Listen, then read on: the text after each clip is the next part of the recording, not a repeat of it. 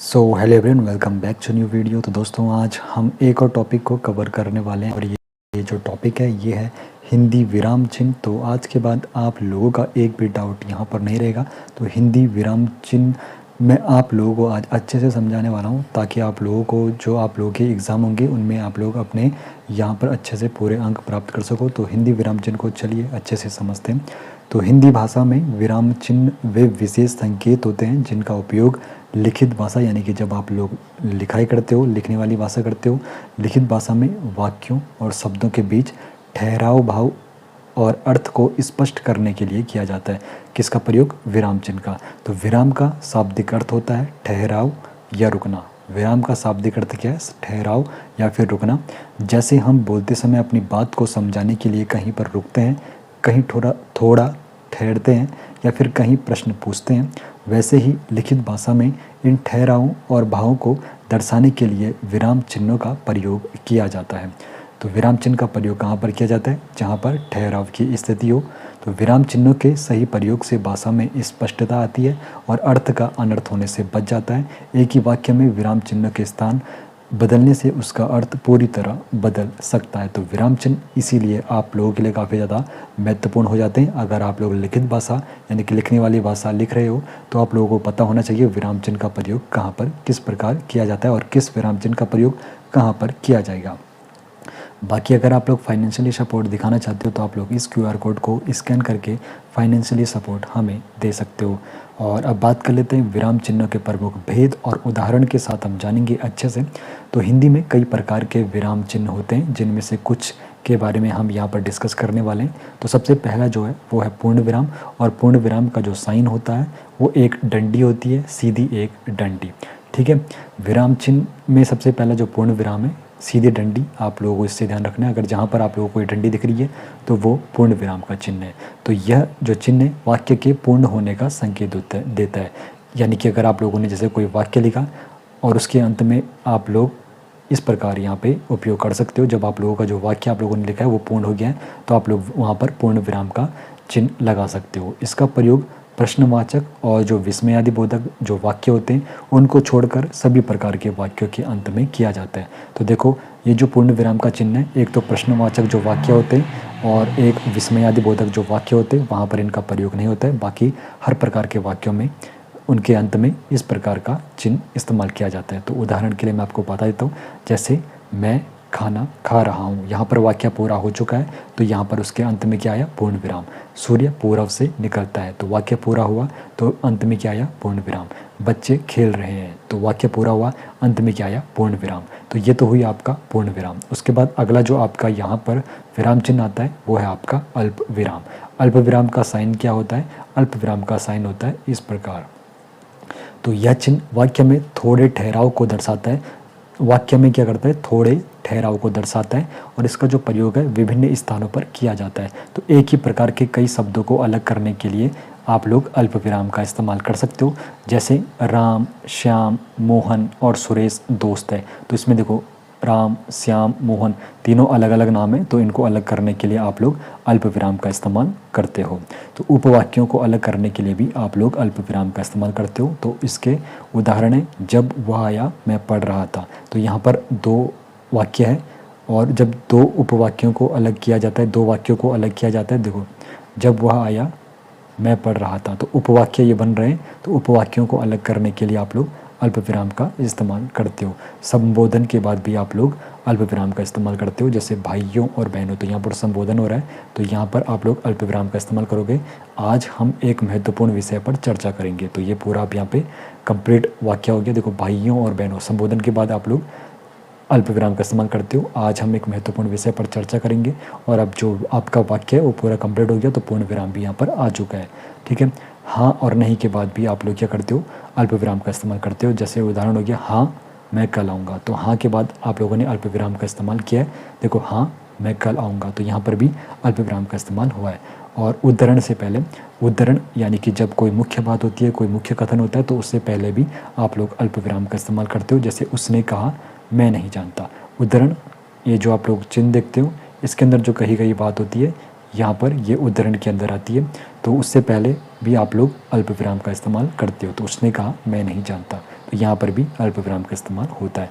अल्पविराम का चिन्ह आप लोगों ने देख लिया है, ध्यान से आप लोगों को देखना है क्योंकि एग्ज़ाम में कई बार आ जाता है, आपको चिन्ह वहाँ पर बना के दिखा दिया जाता है और फिर पूछा जाता है ये कौन सा है, अल्पविराम है या फिर अर्धविराम है। तो ये यहाँ पर काफ़ी ज़्यादा कन्फ्यूजन होता है, अर्धविराम है कि अल्पविराम है, तो ये आपका अल्पविराम है, अल्पविराम। उसके बाद अर्धविराम, देखो अर्धविराम और अल्पविराम में सबसे ज़्यादा कन्फ्यूज़न होता है। तो अर्धविराम जो होता है उसमें ऊपर बिंदी होती है और नीचे फिर एक कॉमा टाइप में होता है, तो ये आपका क्या होता है, अर्धविराम। और जो आपका अल्पविराम होगा उसमें सिर्फ यही आपको दिखता है, ठीक है। अर्धविराम क्या हुआ, तो यह चिन्ह अल्पविराम से अधिक और पूर्ण विराम से कम ठहराव को दर्शाता है। अर्धविराम क्या करता है, अल्पविराम से अधिक और पूर्ण विराम से कम ठहराव को दर्शाता है। इसका प्रयोग तब किया जाता है जब दो स्वतंत्र उपवाक्य किसी संबंध से जुड़े हों या फिर जब एक ही वाक्य में कोई उपवाक्य हो जिन्हें अल्पविराम से अलग किया जा चुका हो, ठीक है। तो अर्धविराम क्या है, उसकी उदाहरण यहाँ पर देख लेते हैं।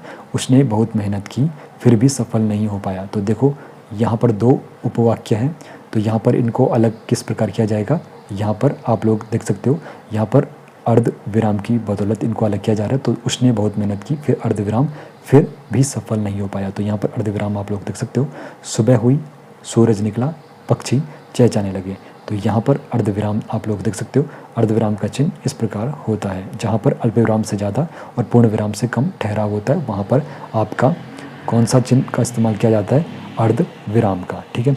उसके बाद आपका प्रश्नवाचक चिन्ह तो सबसे ज़्यादा सिंपल है। प्रश्नवाचक चिन्ह जब भी आप लोगों को वाक्य के अंत में इस प्रकार दिखेगा, तो वहाँ पर जब भी यहाँ पे प्रश्न पूछा जाता है तो वहाँ पर आप लोगों को वाक्य के अंत में इस प्रकार का चिन्ह दिखेगा, तो आपका प्रश्नवाचक हुआ।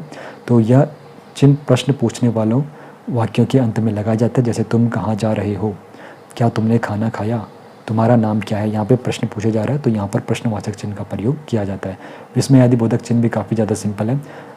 एक डंडी होती है, उसके नीचे एक बिंदु होता है, तो यह चिन्ह जो होता है हर्ष, शोक, घृणा, आश्चर्य, भय या आदि जो मनोभाव होते हैं, हमारे होते हैं, इमोशन होते हैं, उनको व्यक्त करने वाले शब्दों या फिर वाक्यों के बाद में लगाया जाता है। जैसे यहाँ पे कुछ उदाहरण है, वाह, उसके बाद आपका विस्मयादिबोधक चिन्ह आ गया, कितना सुंदर दृश्य है, अरे तुम कब आए, तो यहाँ पर अरे के बाद आप लोग देख सकते हो विस्मयादिबोधक चिन्ह है। ओह, यह बहुत बुरा हुआ, तो यहाँ पर भी आप लोग देख सकते हो विस्मयादिबोधक चिन्ह है। उसके बाद अगला जो चिन्ह है योजक चिन्ह, तो योजक चिन्ह क्या करता है, यह चिन्ह दो शब्दों को जोड़ने या फिर तुलनात्मक शब्दों के बीच में प्रयोग किया जाता है। जब ये दो शब्दों को जोड़ता है या फिर तुलनात्मक शब्दों के बीच ये प्रयोग किया जाता है, एक छोटा सा इस प्रकार लाइन का ये चिन्ह होता है योजक चिन्ह।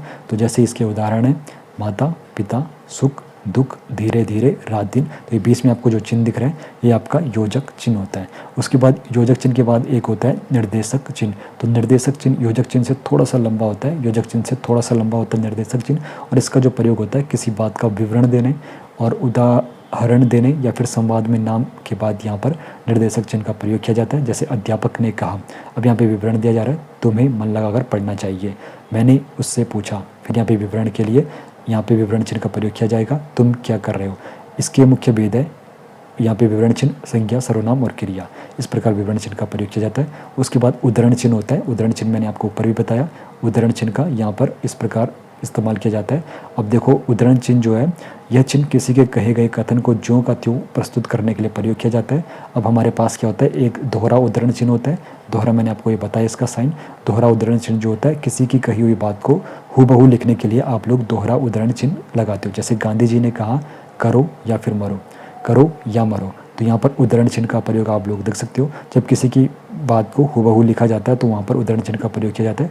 और कौन सा उद्धरण चिन्ह, दोहरा उद्धरण चिन्ह। और दूसरा होता है इकहरा उद्धरण चिन्ह। इकहरा मतलब सिंगल वाला होगा उद्धरण चिन्ह। यहाँ पर इसका प्रयोग जो होता है किसी विशेष शब्द, उपनाम या फिर पुस्तक के शीर्षक का दर्शाने के लिए किया जाता है इकहरा उद्धरण चिन्ह का। और जब किसी की बात को हूबहू करने का लिखना है तो उसको ये दोहरा उद्धरण चिन्ह का प्रयोग किया जाता है। और जब किसी विशेष शब्द, उपनाम या फिर पुस्तक के शीर्षक को दर्शाना है तो फिर आप लोग इकहरा उद्धरण चिन्ह का इस्तेमाल करते हो। जैसे रामचरितमानस एक किताब है, तो इसको दर्शाने के लिए आप लोग इकहरा उद्धरण चिन्ह का प्रयोग करते हो, तुलसीदास द्वारा रचित है, ठीक है। तो यहाँ पर आप लोगों ने इकहरा उद्धरण चिन्ह इस्तेमाल किया। उसके बाद कोष्टक है, तो कोष्टक के प्रकार आप लोग यहाँ पे देख सकते हो, कोष्टक और यहाँ पे कोष्टक, ये आप लोग तीनों कोष्टक देख सकते हो। तो इनका प्रयोग वाक्य में किसी शब्द या फिर वाक्यांश के अर्थ को स्पष्ट करने या फिर अतिरिक्त जानकारी देने के लिए किया जाता है। जैसे दशरथ अयोध्या के राजा थे, के 4 पुत्र थे, तो यहाँ पे दशरथ के बारे में आप लोगों ने अधिक जानकारी दी, तो यहाँ पर इसलिए कोष्टक का प्रयोग हुआ है। मुझे यह पुस्तक हिंदी व्याकरण वाली पढ़नी है, तो देखो कौन सी पुस्तक है उसका आप लोगों ने यहाँ पे क्या करा, अर्थ स्पष्ट करके आप लोगों ने बताया तो आप लोग यहाँ पे कोष्टक का प्रयोग करते हो। उसके बाद लाघव चिन्ह काफ़ी ज़्यादा महत्वपूर्ण है। लाघव चिन्ह आप लोगों ने ज़रूर देखा होगा। जैसे ये डॉक्टर है तो डॉक्टर के आगे आप लोगों ने यहाँ पे डा के आगे एक ऐसे गोला सा देखा होगा और यहाँ पे यही आपका लाघव चिन्ह होता है। तो लाघव चिन्ह क्या होता है? यह चिन्ह किसी शब्द को संक्षेप में लिखने के लिए प्रयोग होता है। जैसे डॉक्टर जो है, अगर इसको शॉर्ट में लिखना है तो हम यहाँ पे लाघव चिन्ह का प्रयोग करते हैं। तो ये भी आपको पता हो गया होगा कि लाघव चिन्ह का प्रयोग कहाँ होता है। यह चिन्ह किसी शब्द को संक्षेप में लिखने के लिए प्रयोग होता है। जैसे प्रोफेसर के लिए प्रो आप लोग देखते हो, फिर लाघव चिन्ह का प्रयोग किया जाता है। पंडित में प लिखने के बाद उसके बाद लाघव चिन्ह का प्रयोग जाता है। तो यहाँ पर भी आपको ये चिन्ह दिखेगा, ये आपका लाघव चिन्ह होता है। उसके बाद हंसपद या त्रुटिपूरक चिन्ह होता है।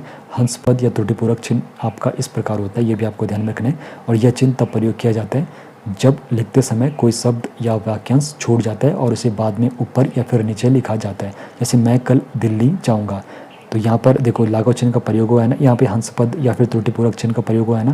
तो मैं कल दिल्ली जाऊँगा, तो यहाँ पर इन्होंने बताया कि कुछ चीज़ छूट चुकी है, तो अब उसको यहाँ पे कंप्लीट करेंगे। तो यहाँ दिल्ली के बाद जाऊँगा छूट गया था, तो इसलिए उन्होंने क्या करा, यहाँ पे हंसपद या फिर त्रुटिपूरक चिन्ह यहाँ पर लगाया और फिर उन्होंने लिखा जाऊँगा। तो मैं कल दिल्ली, और यहाँ पे जो चिन्ह लगाया इन्होंने, यानी कि जाऊँगा यहाँ पे छूट चुका था, ये चिन्ह लगाने के बाद फिर जाऊँगा लिखा। तो यहाँ पे पता चल गया है कि यहाँ पे हंसपद या त्रुटिपूरक चिन्ह आया हुआ है। तो विराम चिन्हों का सही और सटीक उपयोग आपके लिखित और अभिव्यक्ति को अधिक प्रभावी और स्पष्ट बनाता है। तो आप लोगों ने अब अच्छे से जान लिया है यहाँ पे विराम चिन्ह के बारे में। तो ये विराम चिन्ह आप लोगों की परीक्षा की दृष्टि से काफ़ी महत्वपूर्ण रहने वाले हैं।